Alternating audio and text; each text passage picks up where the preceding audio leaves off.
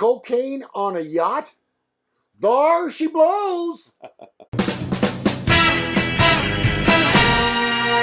Welcome to another edition of Men Are So Smart. We are so smart. I don't know, something new. Well, at least one of us is. Don't be so hard on yourself. Thanks for watching. We appreciate it.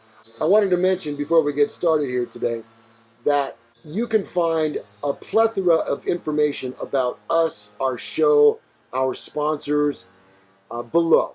Right below here, when you click that little arrow, you'll find all of the information that take you to our sponsors like Capital Mobile Brake Service and Trico Welding Supplies of Woodland and Sacramento. Now, police seized a yacht packed with $186 million worth of coke en route to Australia and busted 3 men for drug smuggling. The boat came from the South Pacific with 1,500 pounds of coke stuffed in its hull and was stopped Wednesday afternoon in the waters off Lake Macquarie, about 2 hours from Sydney, Australia, federal police said. I'm really confused. What's wrong with that delivered soda beverage? What's wrong with that? Yeah, seems okay. It says here a 68-year-old man was arrested on board. A 47-year-old man was arrested at a nearby hotel.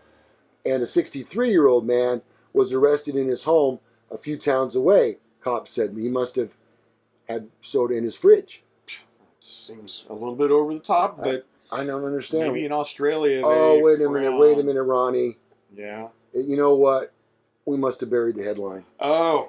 Authorities find cocaine on luxury yachts. That makes sense then. All right. That kind of really ruins that whole episode. Should almost reread the whole story. Yeah, we probably should have read it before we did it, huh? You know what? If we just moved on to the next story, nobody will notice. Why don't you do that? Anti-LGBT politician resigns after being caught having sex with a man in his office. Okay, this is not going anywhere good. No, this doesn't sound right. An Ohio lawmaker who routinely touted his Christian faith, and anti-LGBT views, has resigned after being caught having sex with a man in his office. Or was it his orifice? Hypocrite! Yeah. Wes Goodman, who is the Republican state legislator for Ohio, is married to a woman who is assistant director of an annual anti-abortion rally known as March for Life. The right-wing legislator who pushed family values was reportedly witnessed having sex with a man inside his office. According to the Columbus Dispatch, the Observer told Ohio House Chief of Staff Mike Ditto what had happened on Tuesday afternoon. Mr. Ditto responded by telling House Speaker Republican Cliff Rosenberger, who in turn met with Mr. Goodman. The 33-year-old, who has been branded the conscience of the conservative movement, resigned for inappropriate conduct shortly after that aforementioned meeting took place. Mr. Goodman, whose Twitter biography describes him as Christian, period, American, period, conservative, period, and Republican, period, sorry. Yeah. Husband to @Beth1027 has regularly claimed natural marriage occurs between a man and a woman. Yeah, but sex is not marriage, I guess. No, so that's a whole different thing. Yeah. Maybe we're getting this story confused now. It's possible. I don't think so, though. Yeah. Healthy, vibrant, thriving values, driven families are the source of Ohio's proud history and the key to Ohio's future greatness, reads his campaign website, which now has been taken offline. I wonder why. Yeah, that makes perfect sense. Well, I guess the spin begins now. We'll have to continue to follow this story because having spent about a year in Salt Lake City, I know how conservative those folks can be. I think the bottom line is practice what you preach. Yeah. Pretty simple. And you know, integrity is what you do when no one's watching. Yeah.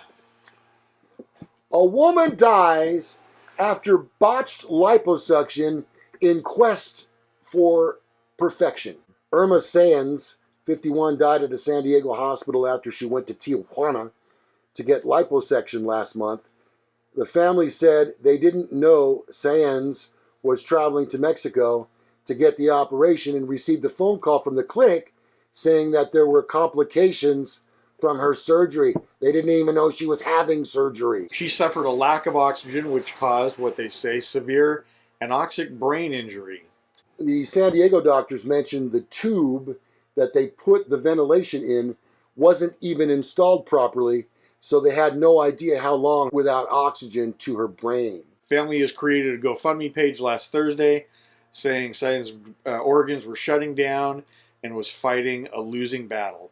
The family is warning other people, if you're looking to save money on plastic surgery, be very, very careful. It's not worth it. It wasn't worth it for my sister, the lady's sister told the television station. You see a lot of people getting their bodies redone. Mommy makeovers.